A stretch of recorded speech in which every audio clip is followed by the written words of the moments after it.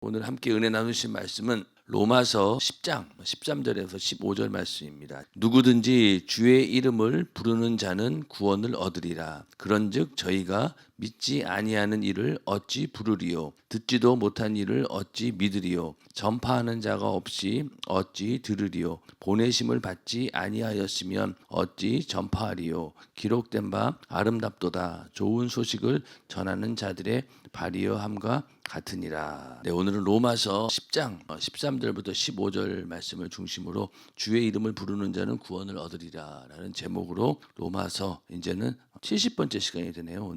오늘 이 14절의 말씀을 보면은 이스라엘이 예수 그리스도를 부르지 못하는 이유가 바로 믿지 못함이다 이렇게 말씀을 하고 있는데, 그 이스라엘 백성들이 예수를 믿지 못하는 그 원인에 대해서 하나님께서 언제 우리에게 이렇게 알려주었느냐, 하나님께서 언제 우리에게 이러한 구원의 기회를 주었느냐, 이렇게 유대인들이 반문할 수 있다는 겁니다. 그러니까 과연 예수 믿지 못한 이유에 대해서 그 책임이 누구에게 있느냐, 하나님께서 우리를 버리신 거 아니냐. 그런데 하나님은 그게 아니다. 하나님 입장에서는 내가 선택하기도 하고 버리기도 하지만은, 그러나 유대인들에게 얼마나 많은 또 기회를 주었었고 또 믿을 수 있는 그런 여러 가지 방법을 오랫동안 했지만은 너희들이 듣지 않았다. 그래서 유대인들 입장에서는 이 책임이 누구에게 있냐, 믿지 못하는 것이 우리가 듣지 못했으니까 믿지 못한 거 아니냐, 또 듣지 못한 것은 전파하는 자가 없어서 그렇고, 또 전파하는 자가 없는 것은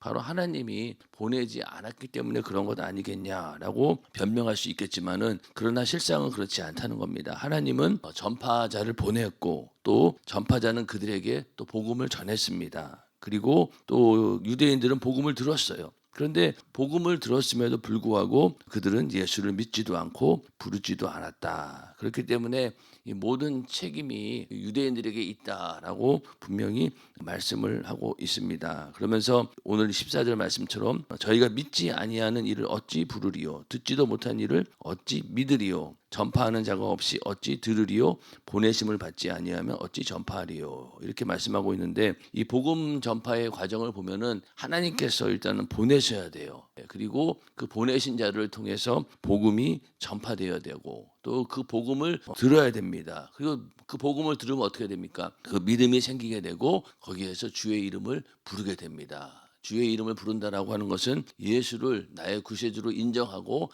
받아들이고 그러면서 주의 이름을 부른다는 것이죠. 이러한 과정이 있다는 겁니다. 그래서 이러한 과정 가운데서 과연 우리들은 어떤 편에 있나요? 우리는 주의 이름을 부르는 자로서 이제 우리가 다시 해야 될 일은 뭐냐면은 보내심을 받아야 되는 거죠. 복음을 듣고 내가 예수 믿고 구원 받았다라고 하면은 이제는 우리가 듣고 믿은 자들이다. 그러면 이제는 다시 우리가 하나님으로부터 보내심을 받은 자가 되는 겁니다. 내가 듣고 이제 은혜 받았으니 나는 이제 다시 그 말씀을, 복음을 전파하는 자로 부르심을 받게 되고, 부르심 받은 자들은 또 다시 그들에게 복음을 전파하고 또 다른 사람이 그것을 듣고 믿고 주의 이름을 부르게 되는 그런 과정이 계속 이어지게 됩니다. 그렇게 해서 지금까지 교회가 부흥이 되었던 것이죠. 그래서 이렇게 하나님께서는 복음을 전하는 자들을 어떻게 표현했느냐, 아름답도다 좋은 소식을 전하는 자들의 발이여, 이렇게 말씀을 하고 있습니다. 자, 복음을 전하는 그런 사람들의 그 발이 그렇게 아름답고 예쁘기만 할까요? 실제는 그렇지 않을 거예요. 복음을 전하는 지금까지 많은 믿음의 선진들이 있었지만은 복음을 전하는 일에 온 생애를 다 쏟아부었던 그런 사람들의 이 외모는 결코 아름답진 않았을 거예요. 아름답진 않았을 겁니다. 오히려 그 발이 더 거칠고 또 지저분하고 또 피 묻은 그런 발일 수도 있죠. 그런 모습이었을 겁니다. 그럼에도 불구하고 하나님은 그런 복음을 전하는 자들이 참으로 귀한 존재이다라는 것을 말씀해주고 있는 것이죠. 그래서 복음을 전하는 자들의 발이 정말로 아름답다라고 하는 것은 복음 전하는 자들이 참으로 귀하다. 그리고 이 보내신 자가 바로 누구냐? 바로 하나님이시다라는 것을 말씀을 하고 있습니다. 그러므로 우리가 이 복음을 전한다라고 하는 것이 그냥 전도해야 되니까 해야 된다 이런 차원이 아니라, 하나님께서 우리를 보내시고 또 우리는 그 전파할 의무가 있고, 또 그 가운데서 하나님께서 그 일을 귀하게 여기시고 또 복음을 전하는 자들을 정말로 잘 복음을 전할 수 있도록 우리에게 힘을 주시고 능력을 주신다라고 하는 그런 믿음을 가지고 우리가 복음을 전하는 것입니다. 굉장히 특별한 사명을 가지고 우리는 복음을 전하는 것이죠. 그래서 이렇게 하나님께서 복음을 전하는 자들의 발을 아름답다라고 하시면서 그러나 저희가 다 복음을 순종치 아니하였도다. 이사야가 가로되 주여 우리의 전하는 바를 누가 믿었나이까 하였으니 그러므로 믿음은 들음에서 나며 들음은 그리스도의 말씀으로 말미암았느니라. 여기서 그리스도의 말씀이라고 하는 것은 그리스도의 복음이라고 하는 것이죠. 예, 그래서 들음은 복음을 듣고 전해주는 것인데 이제 믿음은 들음에서 나며 들음은 그리스도의 말씀으로 말미암았느니라. 이 말씀을 놓고 여러 가지 얘기를 합니다. 먼저는 우리가 말씀을 듣기는 들어요. 설교 말씀도 많이 듣죠. 예, 듣는데 근본적으로 그 설교 말씀은 어디에서 나오는 것이냐? 바로 그리스도의 말씀. 하나님 말씀으로 나오는 겁니다. 그 말씀에는 그냥 복음만 들어있는 것이 아니라 구약도 있고 신약도 있고 성경 전체가 전부 다 예수 그리스도에 대한 이야기이기 때문에 모든 말씀이 다 해당이 됩니다. 그런데 어떤 경우에는 우리가 그 목사님의 설교만 100% 의존하는 그런 경향이 있습니다. 왜냐하면 워낙 담임 목사님께서 설교를 잘해주시고 또 우리 성도들에게 꼭 필요한 말씀들을 꼭꼭꼭 씹어가지고 정말로 먹기 편하도록 다 해주셔가지고 우리 성도들이 어느 순간부터는 목사님 설교만 들으면 됐지 성경을 뭐하러 읽어 이런 사람들까지 있었어요. 왜 그냥 목사님 설교 듣고 은혜 받고 성령 충만하면 되는 거지 굳이 성경을 읽고 공부할 필요가 없다. 왜냐하면 또 성경 공부라고 하는 게 별거 있습니까? 목사님 설교할 때 다 듣는 내용이 성경 공부니까 특별히 공부를 해서 얻어지는 지식이 아니라 설교를 통해서 말씀 듣고 내가 그렇게 만들어지다 보면은 굳이 공부를 하지 않아도 충분히 그렇게 은혜를 받고 또 이게 될 수 있었습니다. 근데 문제는 뭐냐? 담임 목사님하고 이게 시험에 들면은 그때는 대책이 없다는 거예요. 그렇지 않습니까? 만약에 목사님 설교가 100% 거기에 의존해가지고 살고 있었는데 어느 날 뜻하지 않게 목사님이 그럴 리도 없지만은 내 스스로 시험에 들어가지고 목사님 말씀에 설교가 안 들리면은 그때는 그냥 아무것도 할 수 없는 무방비가 돼버리는 거예요. 그렇기 때문에 아무리 그 설교자가 설교를 잘 해주고 그런다 하더라도 우리는 그 근본을 어디서 찾아야 되느냐? 하나님 말씀에서 근본을 찾아야 되는 거예요. 성경에도 보면은 그 베레아 사람들이 사도들로부터 설교를 많이 들었어요. 듣고 은혜도 받았습니다. 그런데 그 사람들은 신사적이어서 집에 가가지고 이 말씀이 성경 어디에 있나 그러한 거 하고 성경을 보면서 거기에다가 초점을 맞춘 거예요. 그랬더니 그들의 믿음이 더 견고해지는 겁니다. 그래서 우리가 어떤 설교자가 설교를 하든 간에 그것의 근본이 어디에서 오느냐? 바로 하나님 말씀에서 온다라고 하는 사실을 알고 우리는 하나님 말씀을 붙들어야 되는 겁니다. 아무리 설교자가 정말로 그 우리들을 성도들을 위해서 정말로 정성껏 하나님 말씀을 준비하고 그런다 할지라도 근본은 바로 하나님 말씀이다라는 사실을 우리가 변치 말아야 되는 거예요. 그래서 이제 만약에 시대가 바뀌어서 더 이상 강단에서 설교를 들을 수 없는 그런 날이 분명히 옵니다. 자, 코로나 때 그러지 않았습니까? 만약에 코로나 때 유튜브라든가 이러한 미디어 채널이 없었으면은요, 아마 못 들었을 거예요. 옛날 같았으면은. 그렇지 않습니까? 80년대 만약에 이런 일이 생겼다. 그럼 어떡하겠어요? 그러면은 정말 교회 문 닫히면은 들을 길이 없어요. 그때 겨우 있었던 것이 테이프 있었는데 옛날 테이프 듣는 거로 끝났겠죠. 생생하게 라이브로 전달할 수 있는 방법이 없었는데 감사하게도 유튜브라고 하는 그런 채널이 있어서 그나마 생중계로 방영이 된 것이지 그렇지 않고는 방법이 있습니까? 없잖아요. 그런데 앞으로 이제 또 그런 날들이 오지 말라는 법은 없는 것이고 분명히 그런 날이 올 수도 있습니다. 그럴 때 과연 우리가 강단에서 설교자의 음성을 듣지 못하고 그럴 때 어떻게 하겠냐고요. 그때는 우리가 직접 하나님 말씀을 통해서 하나님의 음성을 듣고 우리는 신앙생활을 해야 되는 그런 날이 온다는 겁니다. 그렇기 때문에 우리가 하나님 말씀을 가지고 내가 무장하고 있어야 되는 거예요. 그래야지 내가 사는 것이지. 지금도 북한이라든가 마음껏 복음을 듣지 못하는 그런 나라에서는 어떻게 하겠어요?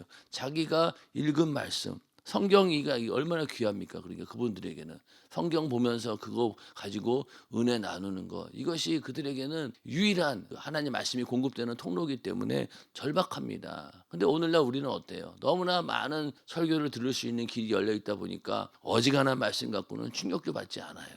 그러다 보니 이 말씀 저 말씀 내 귀에 들리는 말씀 기분 좋게 만들고 그것이 은혜라고 착각하고 여기저기 돌아다니면서 그냥 마치 쇼핑하듯이 교회를 다니는 그런 사람들도 많이 있습니다. 이 교회에 가서 오늘은 이 말씀 들어보고 또 저 교회에 가서 저 말씀 들어보고 나름대로 다 평가하고 아유 이 교회는 뭐 이래서 안 좋아 저 교회는 이래서 안 좋아 그러고 평생 그러고 돌아다니다 보면은 뭐가 남냐고요. 아무것도 남는 게 없어요. 저번에도 말씀을 드렸지만은 우리가 신앙생활을 잘하기 위해서는요 한 교회에 깊이 뿌리를 내려야 됩니다. 내리고 거기서 말씀만 듣고 그냥 은혜만 받는 그것으로 끝나는 것이 아니라 말씀을 들었다라고 하면은 우리가 그 말씀대로 살아야 되고 그 말씀대로 사는 것이 어디에서 이루어집니까? 교회 생활을 통해서 이루어지는 거죠. 교회에서 성도들끼리 서로 같이 모여서 회의도 하고 또 충성도 하고 영혼을 위해서 기도도 하고 이렇게 어울려 가지고 하나가 되어서 그렇게 하면서 내 신앙을 키워나가야 되는데 그런 과정이 없다라고 하면 어떻게 되겠습니까?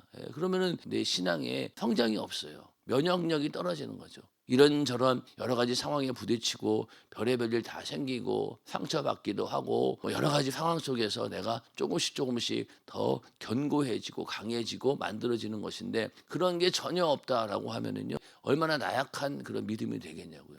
많은 사람들이 교회에서 그냥 아유 그렇게 골치 아픈 일에 엮이기 싫으니까 그냥 와서 예배만 드리고 말씀만 듣고 그냥 휙 집으로 가버립니다. 그리고 주중에는 뭐 교회 나오지도 않고 그렇게 하는 것이 과연 올바른 신앙생활일까요? 아닙니다. 신앙생활은 이렇게 깊이 뿌리를 내리기 위해서는요 많은 비바람을 맞아야 돼요. 우리의 신앙은 온실 속에 있는 화초와 같은 그런 존재가 아닙니다. 어떻게 보면은 질겨기처럼 밟히고 막 그래가지고 그 가운데서도 겨우겨우 살아남는 그런 모습이지 그냥 아주 따뜻한 곳에서 편안하게 그냥 그런 화초와 같은 그런 존재가 아니라는 거죠. 그러니까 교회 생활도 그런 일들을 감수하고 그렇게 해서 이겨낼 때 우리가 진정한 그리스도인으로서 우리가 성장하는 것이지 안 그러면은 나약한 존재가 되는 거예요. 하나님 말씀을 계속 듣기만 들었습니다. 그런데 듣고 주의 이름을 불렀는데 그 다음에 보내심을 입으려고 하면은 뭔가 이게 자격이 돼야 되잖아요. 그리고 계속 듣기만 하려고 하고 앉아만 있는데 어떻게 그 사람을 하나님께서 보내시는 자로 쓰시겠냐는 거죠. 그렇지 않겠어요? 저는 듣기만 할래요라고 앉아 있는데 어떻게 하겠냐고요. 어린아이처럼 말씀 듣고 그냥 은혜만 받으려고 하면은 그 사람은 절대로 복음을 전하는 그 보내심의 그 축복을 받지 못하는 그런 자가 되는 것입니다. 그래서 우리는 내가 말씀을 듣고 은혜 받았다라고 하면 이제 내가 받은 그 은혜를 반드시 남들에게 전해주는 그런 보내심을 받는 그런 자들이 되어야 된다는 겁니다. 그래서 오늘 이 말씀처럼 우리가 말씀을 듣고 믿음을 얻게 되었고 그리고 거기서 주의 이름을 부르고 구원을 받았다라고 하면 이제 내가 이 소식을 다른 사람들에게도 전해야 되겠다라고 하는 그런 믿음 또 그런 자격을 갖기 위해서는 우리가 하나님 말씀을 더 견고하게 우리 것으로 만들어내야 됩니다. 16절 그러나 저희가 이런 것들이 그들이 다 순종치 않았다는 거예요. 그리고 믿지 않았다는 겁니다. 그래서 그런데 그렇게 얘기하고 있는데 18절에 가서 그러나 내가 말하노니 저희가 듣지 아니하였느뇨 그렇지 아니하다. 그 소리가 온 땅에 퍼졌고 그 말씀이 땅 끝까지 이르렀도다 하였느니라. 이스라엘 입장에서 우리에게 언제 그렇게 듣게 해 주었습니까? 라고 하니까 야 너희가 그걸 왜 듣지 못했느냐. 그 소리가 온 땅에 퍼졌고 그 말씀이 땅 끝까지 이르렀도다. 이렇게 말씀하고 있습니다. 그래서 이스라엘 그리스도의 말씀이 이스라엘에게 전파되었고 이스라엘은 그것을 들었어요. 그런데 그것을 들었기 때문에 그들에게도 분명한 불신앙에 대한 책임이 있다는 거예요. 자, 이 그리스도의 복음에 대해서 언제 전해졌다고 하지만 오늘 이 말씀처럼 이 그리스도의 말씀이 온 땅에 퍼졌고 땅 끝까지 이르렀도다 이렇게 말씀하면서 이 말씀은 시편 19편 4절 말씀인데 그 소리가 온 땅에 통하고 그 말씀이 세계 끝까지 이르도다. 하나님이 해를 위하여 하늘에 장막을 베푸셨도다. 그러면서 5절에는 또 어떤 얘기하고 있냐면은 해는 그 방에서 나오는 신랑과 같고 그 길을 달리기 기뻐하는 장사 같아서 하늘 이 끝에서 나와서 하늘 저 끝까지 운행하며 그 온기에서 피하여 숨은 자 없도다. 이만큼 하나님께서 전하신 그 말씀이라고 하는 것이 마치 해가 비추는 것처럼 그냥 그대로 드러났다는 거예요. 해가 비치는 순간 어둠은 다 물러가게 되어 있고 온기가 미치지 않는 곳은 없을 정도로 그렇게 하나님 말씀을 통해서 오랫동안 이스라엘 백성들에게 이 그리스도의 복음에 대해서 말씀했다는 거예요. 구약에 있는 말씀이 그것이 그냥 말씀입니까? 너희를 구원할 구원자 메시아가 올 것이다 라고 계속해서 얘기를 했었고, 실제로 그렇게 예수님께서 이 땅에 오셔가지고 유대인들에게 직접 그렇게 복음을 전했음에도 불구하고 그들은 그것을 불순종하고 듣지 않았습니다. 그리고 그 예수를 십자가에 매달아 죽였죠. 오히려 그러고 나서 그 이후도 예수를 믿지 않습니다. 사도들이 아무리 얘기하고 제자들이 얘기해도 믿지 않았어요. 믿지 않고 지금도 예수를 안 믿습니다. 유대인들 중에는 안 믿는 사람들이 많아요. 그러니까 여전히 그들은 자기 이스라엘을 구원해 줄 메시아를 지금도 기다리고 있는 것이죠. 그만큼 이스라엘 백성들은 그렇게 하나님께서 말씀을 전해 주었건만 그들은 믿지 않았다는 거예요.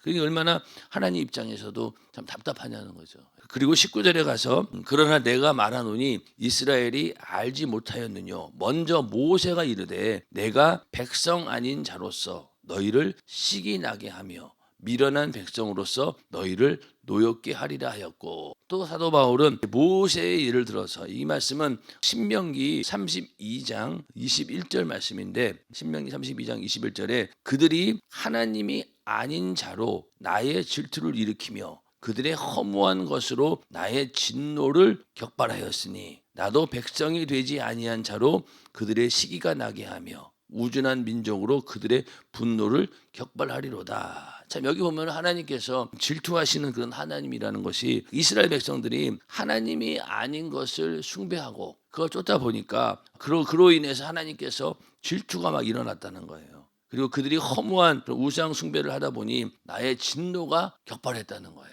질투가 폭발하고 진노가 격발했기 때문에 똑같이 갚아주시는데 나도 백성이 되지 아니한 자로 그들의 시기가 나게 하며, 그러니까 이스라엘 백성 외에 다른 이방인들을 택해서 그들에게 구원을 주신다는 얘기죠. 그래서 그들로 하여금 오히려 이스라엘이 시기 나게 한다는 거예요. 그러면서 우준한 민족으로 그들의 분노를 격발하리로다. 그러니까 그들이 이방인들 그러면은 사람 취급도 하지 않고 정말로 하나님의 은혜에서는 멀어진 자들이라고 믿고 있는데, 그런 이방 민족들을 통하여서 그들의 분노를 격발한다는 거예요.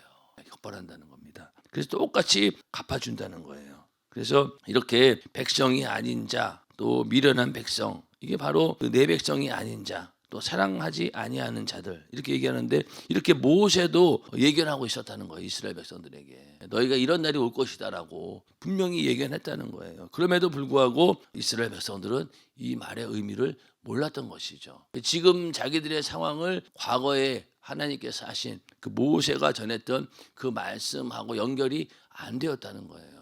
그 연결이 됐어야 되는데, 이방인들이 구약 성경에 대해서 몰랐지만은 이스라엘 백성들은 구약에 있는 모든 말씀이 지금 당장의 삶과 적용이 되어야 되는 거잖아요. 근데 이 사람들은 그게 안 된 거예요. 구약에 있는 이 모세의 말은 그냥 옛날 이야기고 지금 상황하고는 전혀 연결이 안 된 겁니다. 오늘 우리도 마찬가지죠. 성경에 있는 모든 말씀이 오늘날 우리의 삶과 이게 매치가 안 된다라고 하면은요, 적용이 안 되면은 무슨 의미가 있겠냐고요.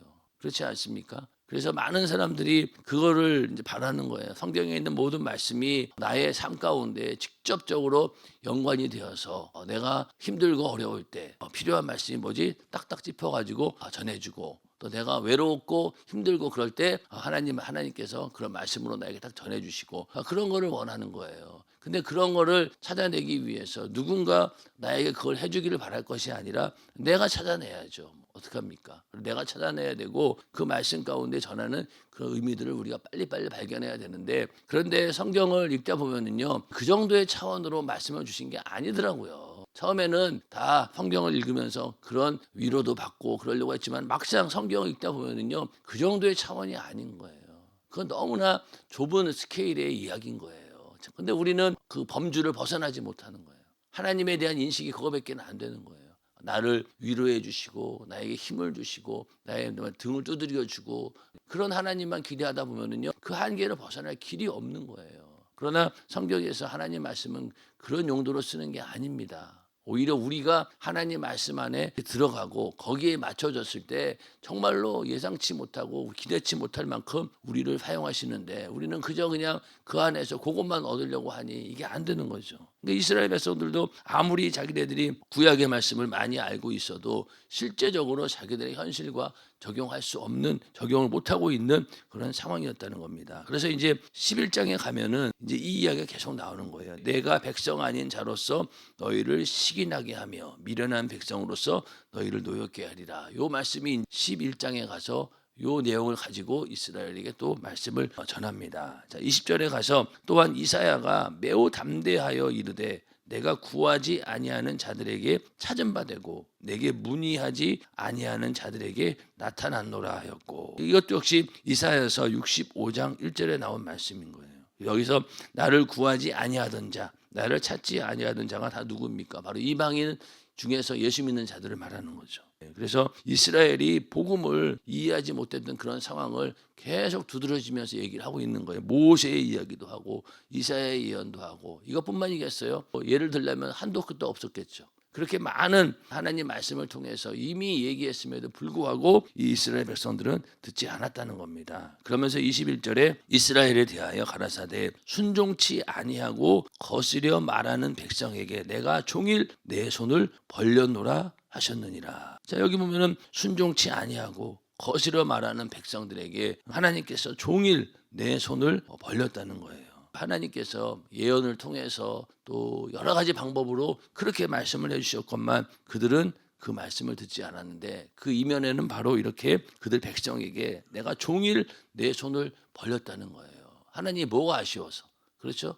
뭐가 아쉬워서 이렇게 종일 손을 벌리면서 그들에게 참 빨리 야, 이 말씀을 듣고 좀 깨달아라 이러면서 얼마나 오랫동안 기다렸다는 거예요. 근데 여전히 이 사도 바울이 이 글을 쓸 때도 그렇고 지금까지도 이 많은 유대인들이 그 자기들이 쓰고 있는 수건을 벗어던지지 못하는 거예요. 그 율법이라고 하는 그 수건을 확 벗어버려야 되는데 그거를 못 벗어버리고 여전히 율법으로 의로워진다라고 착각하고 있고, 또 자기들만이 하나님께서 선택하신 민족이고 다시 또 우리를 구원할 메시아가 올 것이다 라고 여전히 기다리고 있는 수많은 유대인들도 마찬가지고, 그래서 지금도 이렇게 하나님께서는 신실한 모습으로 그들에게 손을 내밀고 어떻게든 구원의 손길을 내밀고 있는 거예요. 그런데도 불구하고 이스라엘 백성들은 여기서 거스려 말하고 또 순종치 아니했다라고 이렇게 말씀하고 있습니다. 이 모습이 사실은 우리들의 모습이기도 합니다. 하나님 말씀이 엄청나게 우리에게는 많이 쏟아져 나오죠. 우리가 말씀을 접할 수 있는 기회가 얼마나 많이 있습니까? 뭐 성경책도 뭐 작은 사이즈, 큰 사이즈, 해설 성경, 또 여러 가지 또 성경에 관한 신앙 서적들도 얼마나 많고, 또 맘만 먹으면은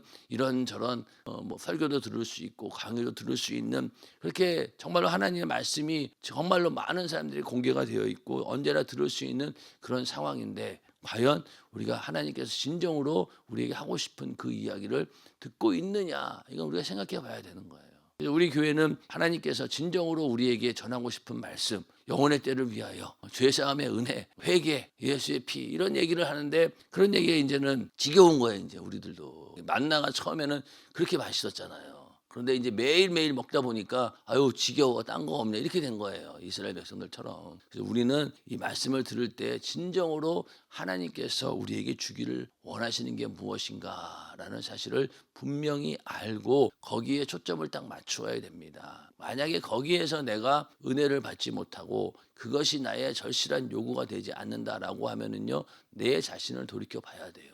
내가 그만큼 세속화되었고 하나님 말씀 아닌 다른 것으로 나의 욕구를 채우려고 하는구나 라는 그런 생각을 하고 긴장하고 다시 나를 심령이 가난한 자로 만들어야 되는 겁니다. 안 그러면은요 들려오지 않아요. 점점 육신이 편안해지고 영적 생활이 무디어지면은요 점점 하나님 말씀은 들려오지 않습니다. 그래서 기도하라는 거예요. 기도해서 내가 영혼이 정말로 갈급한 심정이 되어서 심령이 가난한 자가 돼야지 그 말씀이 들려오지, 절대로 그렇지 않고는 들려오지 않습니다. 그래서 성령 충만함을 위해서 기도해야 되는데, 기도하다 보면은 내 영혼의 가난한 모습과 또 내 심령이 얼마나 하나님 말씀을 갈급하고 있는지를 알게 되는 거예요. 그렇기 때문에 매일 나와서 기도해야 된다라는 것이 담임 목사님이 그렇게 기도를 강조하는 이유도 바로 거기에 있습니다. 우리가 하나님 말씀 이렇게 이스라엘 백성들처럼 순종치 아니하고 거스러 말하는 그런 모습이 바로 우리들의 모습인 거예요. 그래서 오늘도 우리가